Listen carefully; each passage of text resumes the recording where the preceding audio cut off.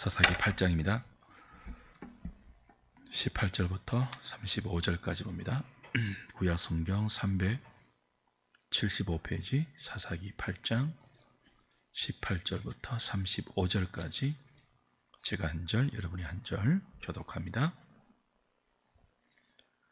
이에 그가 세바와 살문나에게 말하되 너희가 다볼에서 죽인 자들은 어떠한 사람들이더냐 하니 대답하되 그들이 너와 같아서 하나같이 왕자들의 모습과 같으라 하니라.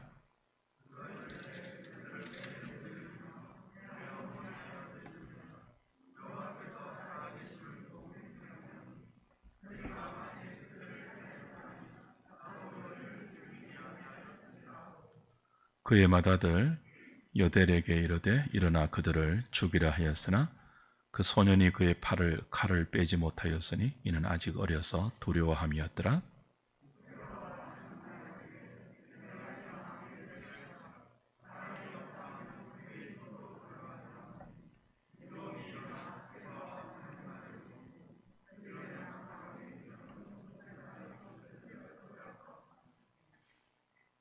그때 이스라엘 사람들이 기드온에게 이르되 당신이 우리를 미디안의 손에서 구원하셨으니 당신과 당신의 아들과 당신의 손자가 우리를 다스리소서 하는지라.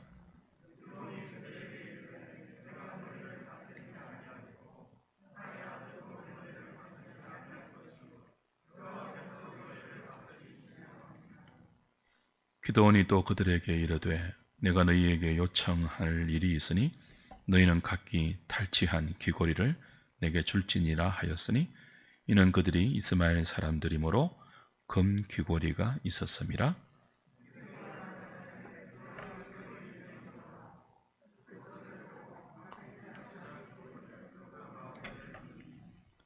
기드온이 요청한 금 귀고리의 무게가 근 1700세겔이요 그 외에 또 초성달 장식들과 폐물과 미디안 왕들이 입었던 자색 의복과 또 그 외에 그들의 낙타목에 둘렀던 사슬이 있었더라.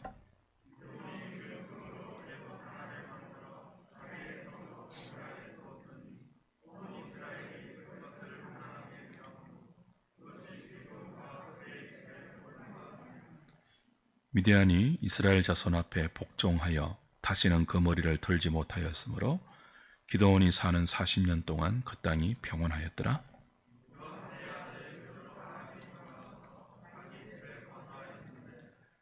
기드온이 아내가 많으므로 그의 몸에서 낳은 아들이 70명이었고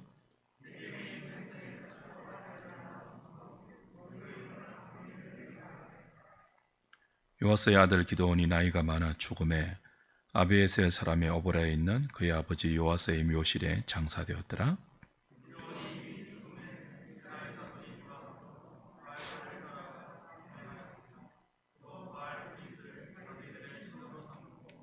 이스라엘 자손이 주위의 모든 원수들의 손에서 자기들을 건져내신 여호와 자기들의 하나님을 기억하지 아니하며 또 여룹바알이라 하는 기드온이 이스라엘에 베푼 모든 은혜를 따라 그의 집을 호대하지도 아니하였더라.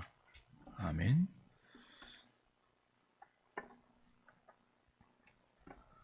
세바와 살문나를 추격해서 죽입니다. 그래서 미디안 연합군과의 전쟁을 완전한 승리로 기드온이 이끌죠. 그렇게 기드온을 통해서 하나님이 미디안 연합군의 전쟁과의 놀라운 승리를 주시고 이스라엘을 구원하십니다. 본문은 그 놀라운 승리 이후에 미디안이 남은 생애를 어떻게 살았는가에 초점을 둡니다. 두 가지 핵심적인 사건이 나오는데요. 하나는 이스라엘 백성들의 왕이 되어달라는 정치적인 요구를 거절한 사건이에요. 22절, 23절이 그렇게 되어 있죠.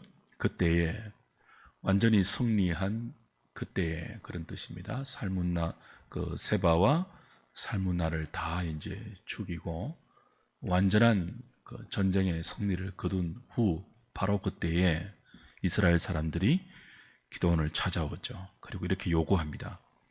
당신이 우리를 미디안의 손에서 구원하셨으니 당신과 당신의 아들과 당신의 손자가 우리를 다스리소서. 우리의 왕이 되어달라, 그런 뜻이죠. 지금 기도원을 통해서 놀라운 승리를 백성들이 경험했기 때문에 분위기는 기도원만 허락하면 얼마든지 이 백성을 다스리는 왕이 될 수 있는 그런 분위기입니다. 당신들의 뜻이 그러하다면 내가 어떻게 그 뜻을 거절할 수 있겠습니까? 라고 덥석 받을 수 있죠. 근데 기도원은 그렇게 하지 않았어요. 23절에 보시면 거절합니다. 기도원이 그들에게 이르되 내가 너희를 다스리지 아니하겠고 나의 아들도 너희를 다스리지 아니할 것이다. 나는 너희들의 왕이 되지 않을 것이다. 내 자녀들도 너희를 다스리지 않을 것이다. 왜 그렇게 한다고 하죠? 하나님께서 너희를 다스리기 때문이다. 그러니까 기도원은 적어도 이건 알고 있어요.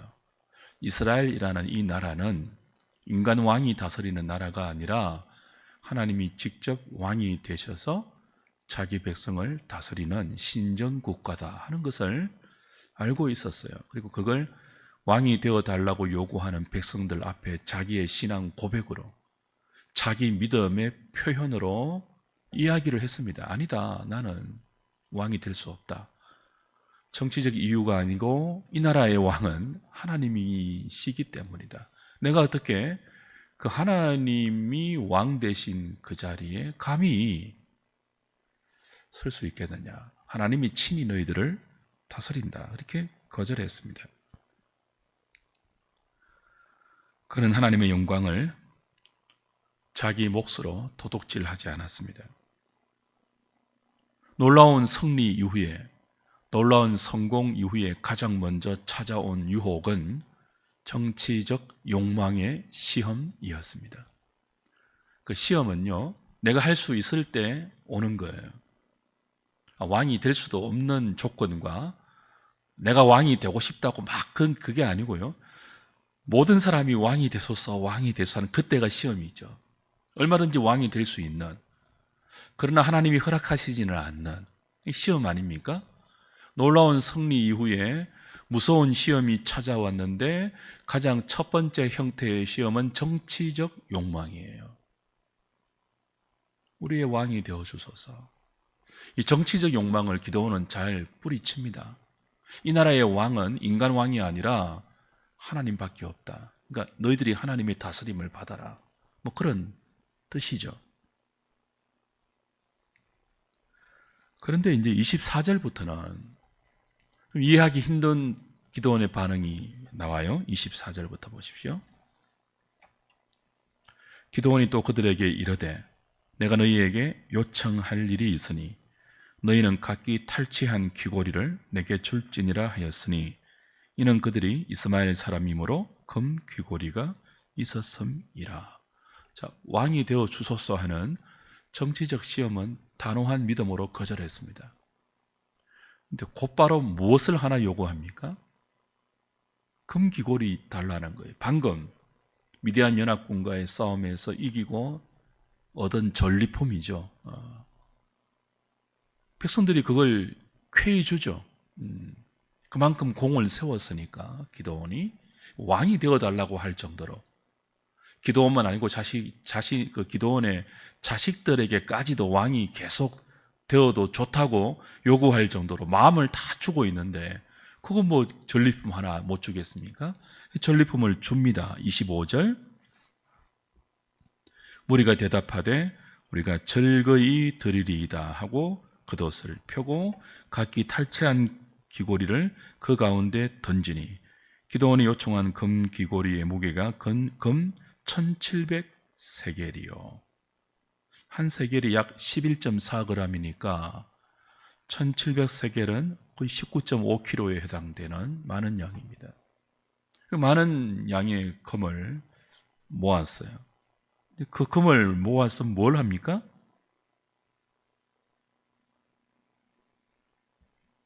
(27절) 보니까 에봇 하나를 만듭니다. 기도원이 그 금으로 에봇 하나를 만들어 자기의 성읍 오보라에 두었더니, 그죠? 에봇 하나를 만들어서 자기 성읍에 두어요. 자기한테 두어요. 자, 왕이 되어 달라는 정치적 시험은 믿음으로 거절했습니다. 근데 곧바로 이상한 요구했잖아요. 전리품 좀 내게 다오. 내 그거 딴 거 만드는 거 아니다. 내가 다 차지하려고 하는 것 아니다. 에봇 만든다. 에봇은 대제사장이 입는 겉옷이잖아요. 대제사장만 입을 수 있는 특별한 종교적 의식을 할 때 대제사장만 하나님 앞에서 입어야 하는 종교적 복장이란 말이에요. 그거 만들 테니 금 달라 해서 만들었어요. 근데 그렇게 만든 금 에봇이 27절 중반절부터 기드온과 그의 집에 올무가 되었습니다. 온 이스라엘이 그것을 엄란하게 위합니다. 그리고 기드온만이 아니라 그의 집에 그리고 온 이스라엘 중에 올무가 됩니다.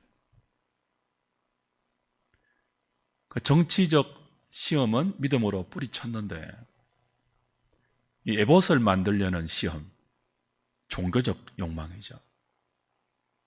정치적 욕망은 거절했어요. 종교적 욕망에는 무릎을 꿇고 좋은 명분을 붙여서 에봇을 만들고 그걸 자기 성읍에 두어요. 그걸 가지고 종교적 영향력을 행사하고 싶었던 거죠. 에봇이 대제사장만 입는 종교적 의복이라고 했잖아요. 기드온은 사사였습니다. 사사의 직분과 대제사장의 직분은 영역이 다릅니다. 특별히 사사의 직분이 이제는 끝났어요. 기드온이 전쟁을 위한 사사의 직분이고 그 전쟁을 위해서 큰 용사로 불렀잖아요. 포도주즙 틀에서 겁쟁이처럼 숨어서 밀을 타작하던 기드온을 하나님이 큰 용사로 불렀습니다.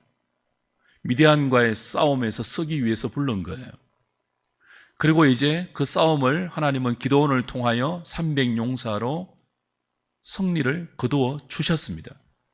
그 승리를 통하여 미디안의 압제에서부터 기드온과 이스라엘 백성들을 구원했습니다. 그리고 이제 그 직분이 끝난 거예요. 기드온을 통한 하나님의 부르심의 사명이 다 한 거죠.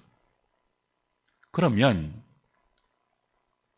원래 자기의 자리로 돌아가면 됩니다. 그래서 왕도 거절했잖아요. 이 나라의 왕은 하나님입니다라고 거절했잖아요. 근데 무엇은 거절하지 못했다고요? 제사장이 되고 싶은 종교적 욕망은 뿌리치지 못했어요. 왜냐하면 사람이 가질 수 있는 욕망이 여러 분야가 있잖아요.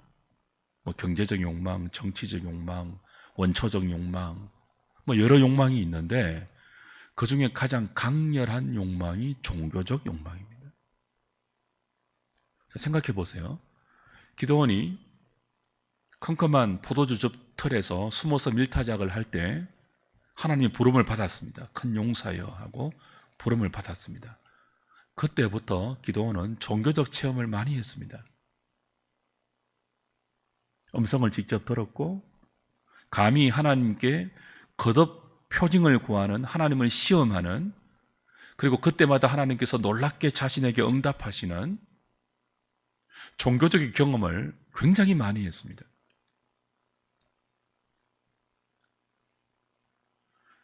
지금 제사장의 의복 에봇을 만들었잖아요. 이건 제사장의 자리에서 그가 하나님을 경험한 적이 있었음을 의미합니다. 언제일까요? 하나님을 시험할 때 제사를 드렸잖아요. 그가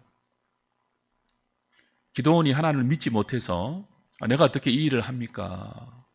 내가 어떻게 미디안과의 싸움에서 승리를 하고 이 백성들에게 구원을 줄 수 있습니까? 아무리 하나님이 그 말씀하셔도 나는 하나님 믿지 못하겠습니다. 징조를 보여주십시오라고 몇 번이나 하나님을 시험할 때 그 가운데 하나가 제사의 형태를 비는 것이 있었어요. 원래 그 시대에는 제사는요 제사장만 드려야 합니다. 그렇지 않으면 죽을 수도 있죠. 근데 제사를 드리다가 하나님이 응답하셨잖아요. 불로. 기도원은 죽는 줄 알았습니다. 하나님의 현현을 경험하고 감히 자신이 제사를 드렸으니까 죽는 줄 알고 두려워했는데 죽기는커녕 하나님께서 그 제사를 응답해 주셨거든요. 그리고 평안을 주셨잖아요. 그래서 그가 하나님을 뭐라고 불렀습니까? 여호와 샬롬이라고 불렀습니다. 여러분이 기도원이 되었다고 생각해 보세요. 그때 경험한 종교적인 짜릿한 희열, 그 이후로도, 그 전에도 그는 수차례 하나님의 그 신비한 임재를 경험하고 음성을 듣고 환상을 보고 묻기도 하고 대답도 듣고 여호와의 여호와 되심을 체험했단 말이에요. 종교적인 경험이에요.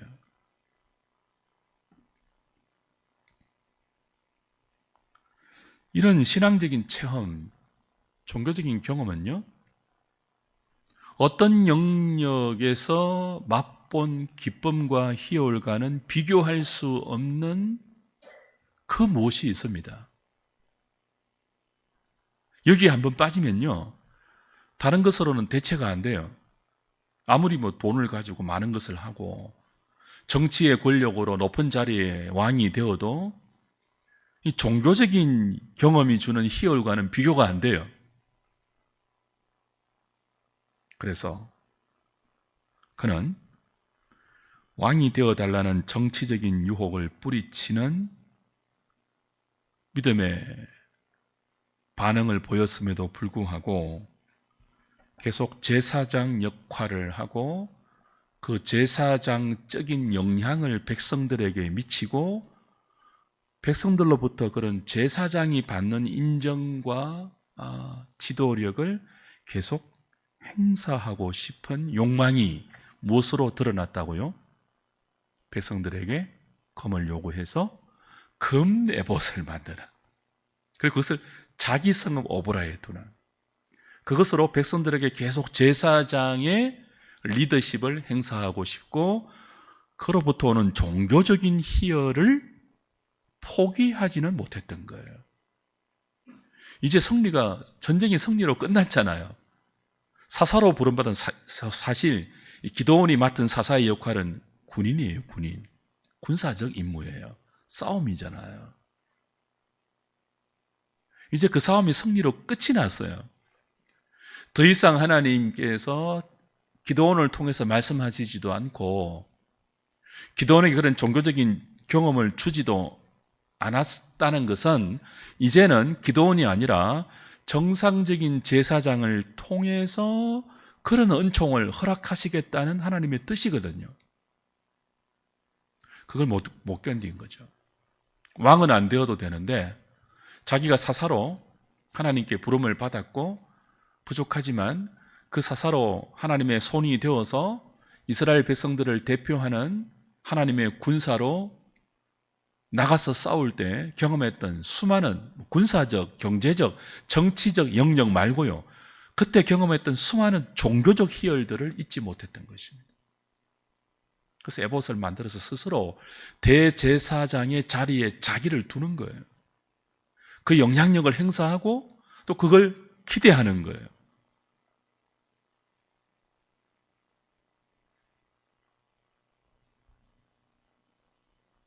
지금까지 살아오면서 사사로서 임시적으로 하나님이 허락하신 이 종교의 영역에서 부어주신 그 희열만큼 짜릿한 것이 기도원에게 없었습니다.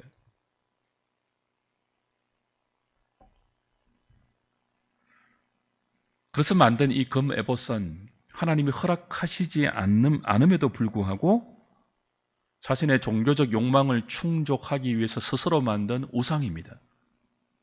그래서 모든 백성을 올무에 빠지게 하고 자기와 자기 집도 이 에봇 때문에 올무에 빠집니다. 바알들을 엄란하게 위하는 그 에봇이잖아요.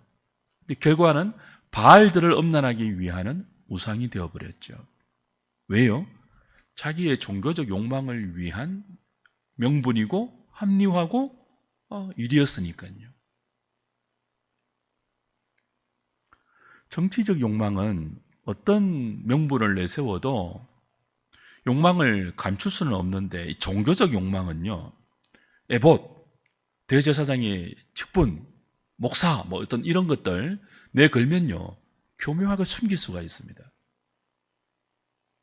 그러니 가장 위험한 동시에 가장 중독적인 욕망이 종교적 욕망이에요. 왜 사람들이 이단에 빠질까요? 종교적 욕망 때문에 그래요. 왜 사람들이 신비주의에 빠질까요? 왜 사람들이 자꾸 성경 중심이 아닌 체험 중심의 신앙으로 빠질까요? 종교적 욕망의 시험에 스스로 자신을 던진 결과입니다. 그래서 어떤 때는 에봇을 만들고요, 어떤 때는 또 다른 무엇을 스스로 만들고요, 스스로 올무에 빠지게 만들죠. 특별히 기드온은 사살을 했으니까 백성들의 인기와 칭찬과 인정을 다 받고 있는 자리가 되었으니까 그 자리에서 자신이 만든 에봇을, 전리품으로 만든 에봇이니까 얼마나 명분이 있습니까? 우리에게 승리를 주신 하나님이 주신 검이다. 그 하나님 기억하자. 그 하나님 바라보자. 근데 자기가 에봇을 만든다고요. 자기 성읍에 둔다고요. 그걸 자기가 한다고요. 하나님께서 자신을 부르신 부르심의 소망이 끝이 나고 그 사명이 끝이 났으면 원래의 자리로 돌아가서 겸손하게 다른 제사장을 통해서 말씀하시는 주님의 음성을 들어야 하는데 그걸 직접 자기가 하고 싶은 거예요. 에봇을 만들죠.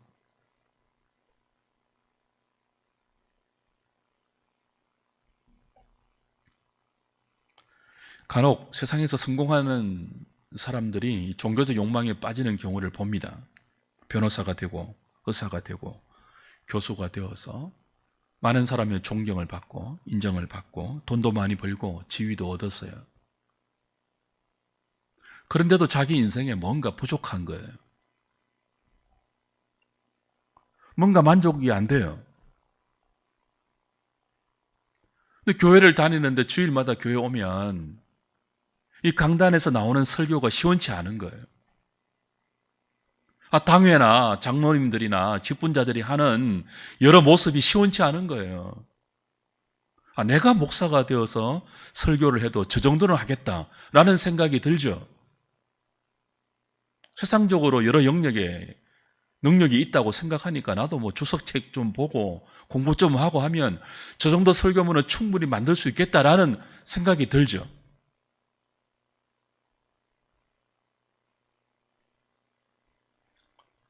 기도원의 경우는 사사시대 아닙니까? 사람들이 거의 종교적으로 타락했고 제사장으로 부름받은 사람들도 변변치 않았잖아요.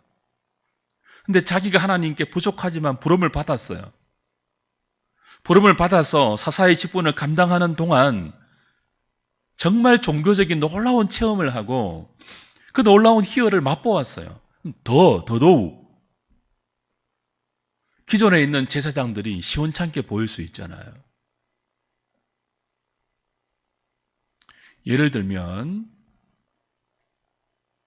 박사 학위를 몇 개나 갖고 있는 교수들이 교회에 나와서 당회나 목회자가 하는 여러 일들이 마음에 들지 않으면요, 내가 더 잘할 수 있겠다 그런 생각이 들면요, 자기 직업을 포기하고 신학교 가면 되잖아요. 정상적인 절차를 밟아서 목사가 되면 되잖아요. 그건 하기 싫은 거예요. 자기 직업을 그대로 다 유지하고 거기서 나오는 소득을 그대로 다 유지하고 그러면서도 종교적인 어떤 영향력을 발휘하고 싶을 때 기도원의 길을 갈 수 있죠. 무인가 신학교 가서 3개월, 6개월 만에 목사 안수를 받고 이렇게 할 수 있는 거죠.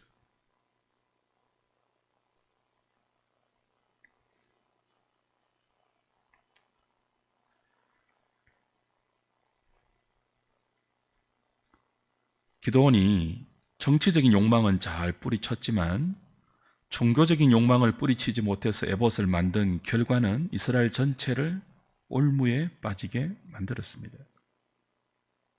27절 다시 보십시오.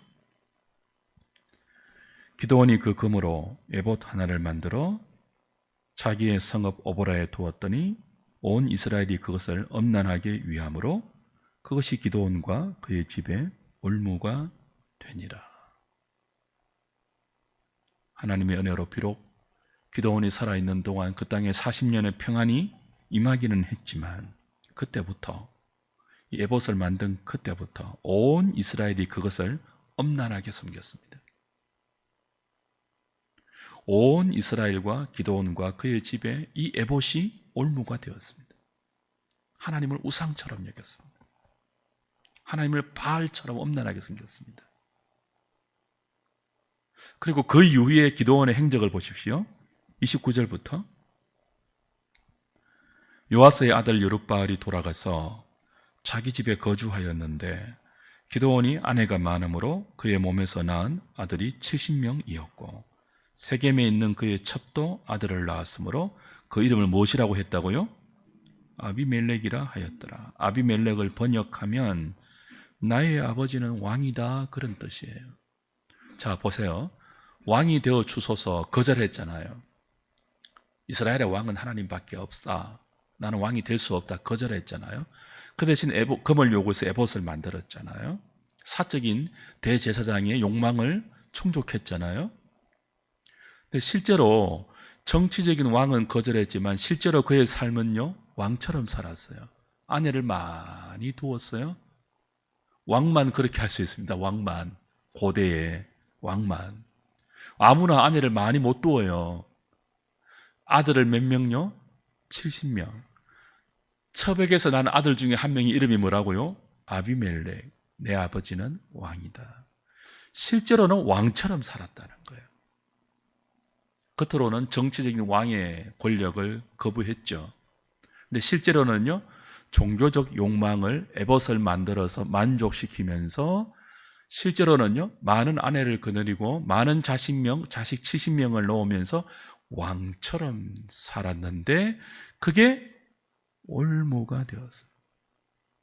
여호와를 바알처럼 엄난하게 위하는 올무가 되었어요. 그 모든 것들을 에봇으로 덮은 거예요. 왕이 아닌데 실제로 왕처럼 사는 그 힘, 권력, 이 모든 것들을 에봇이라는 종교적 명목으로 덮어 하나님을 바알처럼 만드는 거죠. 자신들의 신앙을 우상처럼 만드는 거예요. 종교적 욕망의 결과입니다. 그래서 종교적 욕망이 굉장히 위험합니다. 가장 우리를 명분 있게 해주는 것이 종교입니다. 정치보다 더 깊은 중독을 사람들에게 미칠 수 있습니다.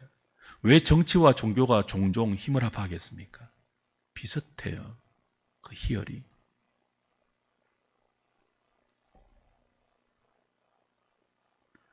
놀라운 승리, 세바와 살문나를 끝까지 추격해서 다 죽이고 전리품을 얻고 백성들을 미디안의 압제에서부터 구원한 그 놀라운 승리, 그 기적적인 쓰임받은 이후 정치적 영역에서는 시험을 믿음으로 뿌리쳤지만 종교적 욕망의 영역에서 실패한 기드온이 우리에게 보이는 교훈, 우리가 지금 종교적 영역 안에 살아가고 있기 때문에 이건 굉장히 중요한 메시지입니다. 끝까지 다른 사람을 통한 하나님의 음성을 듣지 못하고 직접 그 종교의 영역에서 자신이 중심에 있어야 하고 다른 사람의 가르침에 만족하지 못하고 내가 해야만 직성이 풀리는 설교자가 받을 수 있는 가장 큰 유혹이에요. 다른 사람의 설교에 은혜를 못 받는가?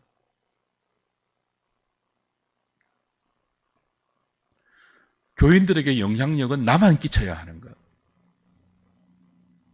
가장 무서운 시험이죠. 기드온은 자기가 정치적인 왕은 되지 않을지라도 금 에봇 정도는 얼마든지 이 정도의 사람들의 지지가 있다면 만들어서 제사장의 역할을 하는 것 가능하다고 생각했습니다. 그래서 에봇 만들었습니다. 그리고 실제로 왕처럼 살았습니다.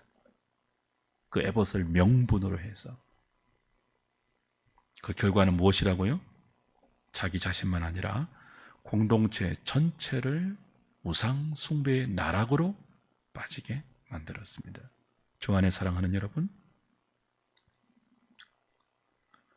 신앙의 성숙을 향한 걸음은 더디고 멉니다. 한 걸음씩 한 걸음씩 말씀을 따라서 우리의 모든 영역의 욕망을 쳐서 복종시키고 겸손하게 하나님을 따라갈 때 우리의 지각을 사용하여서 선악을 분별하는 장성한 믿음의 분량에 자랄 수가 있어요. 더뎌요. 한 걸음 한 걸음 그렇게 성화가 이루어지는데요, 타락의 나락은 한순간입니다. 특별히 종교적 욕망을 저와 여러분들이 굉장히 조심해야 합니다. 모든 것들을 영적으로 합리화시켜서 모든 것에 영적인 명분을 만들어서 왕의 자리를 포엄나게 거절하면서도 실제로는 왕의 권력을 그대로 누리고도 겸손으로 자기를 치장한 것이 종교의 영역에서 가능합니다. 저와 여러분도 얼마든지 그럴 수 있습니다. 이 종교적 욕망, 나 기도 최고로 잘하는 사람이라는 평가를 받고 싶고, 난 가장 겸손한 사람이라는 평가를 받고 싶고, 설교를 최고 잘하고 최고 잘 가르치고 행정을 최고로 잘하고 모든 사람에게 가장 존경을 받는 가장 거룩한 사람으로 인정받고 싶은, 그래서 나름대로의 에봇을 하나 다 만드는 거예요. 나름대로의 에봇을. 다른 사람으로부터 하나님이 그 일을 하시면은 만족이 안 되는 거예요. 아, 저 사람이 전도회 회장을 하면 왜 저렇게까지 밖에 못할까? 나는 훨씬 잘할 수 있는데. 이런 거죠, 이런 거. 자기가 에봇을 만들고 자기 성업에 도워야만 돼요.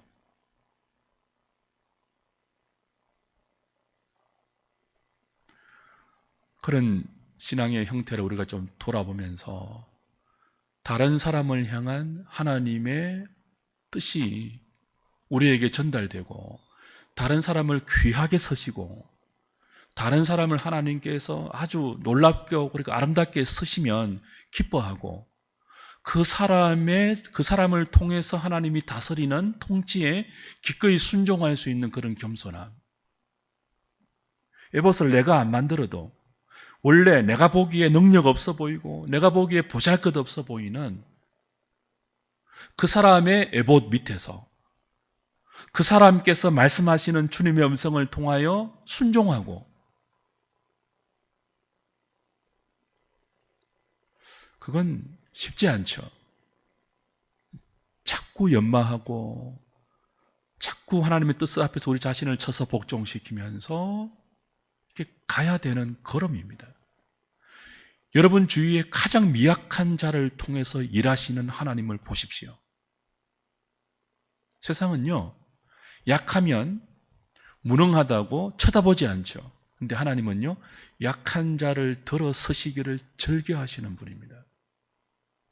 천한 자를 들어서 강한 자를 부끄럽게 하시는 지혜로 세상을 다스리고 당신의 교회를 신령하게 이끌어 가시는 분입니다. 주변에 가장 약한 자들, 소자들, 하나님만 의지하는 사람들, 그 사람들을 존중하고 그 사람들을 통해서 말씀하시고 그 사람들을 통해서 우리에게 당신의 뜻을 드러내시는 하나님께 기꺼이 순복하며 나가는 공동체. 그래야 하나님이 우상처럼 되지 않고 우리도 진리의 말씀 앞에서 자라가고 지각을 긍정적으로 사용하여 선악을 분별하는 장성한 그리스도인으로 성장할 수 있는 것입니다. 혹시 여러분에게 지금 또 저에게 우리 모두에게 허락하지 않는 우리가 만든 금 에봇은 없습니까? 우리 성읍에 두고 있는 이것을 통하지 않고는 하나님의 뜻을 인정할 수 없다고 고집하는 그 부분, 다소 주관적으로 보일지 모르겠지만 내게는 그런 것이 없는지, 그래서 하나님을 우상처럼 따라가는 그런 요소는 없는지 돌아보시고, 다른 사람을 통해서 말씀하시는, 한때 내가 쓰임 받았지만 이제 나를 통한 하나님의 쓰임이 끝났다면 기꺼이 나보다 못나게 보이는 사람을 통해서 일하시는 그 하나님의 오묘하신 지혜를 인정하고, 기도원 나 자신이 그랬잖아요. 처음에 겁쟁이였잖아요. 포도주 즙털에서 숨어서 밀을 타작했던 말도 안 되는 소심쟁이였잖아요. 그런 기도원을 큰 용사로 부르신 하나님께서 얼마든지 자신의 눈에 볼 때는 제사장처럼 보이지 않는 그 사람을 통해서도 말씀하실 수 있고 일하실 수 있고 아름답게 당신의 일들을 펼칠 수 있음을 믿고 에봇을 만들지 않고, 내가 그 자리에 뛰어들지 않고, 내가 그 문제를 해결하려고 하지 않는 겸손함을 배워갈 때 하나님의 하나님 되심이 우리 인생과 가정과 공동체 가운데 드러나고, 그 하나님을 사랑하는 마음으로 기꺼이 지체를 존중하는 우리 아름다운 믿음이 되어 갈 것입니다. 이 저녁에 그것을 위해서 기도하고 하나님께 나아가는 저와 여러분 될 수 있기를 주님의 이름으로 축복합니다. 433장입니다.